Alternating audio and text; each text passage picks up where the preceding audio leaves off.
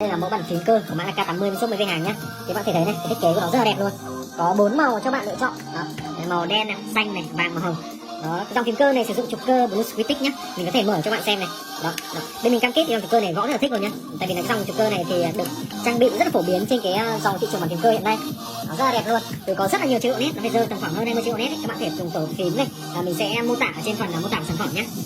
Rất là đẹp luôn. Thiết kế bàn phím này có đầy đủ những cái tính năng cơ bản này. Nâng gập để khi các bạn gõ thì nó sẽ chống mỏi tay. Cái tiếng gõ của nó nghe rất là đã tai luôn nhá. Thì có rất là nhiều những cái màu đẹp như thế này, màu hồng này, màu vàng này, màu đen nhá.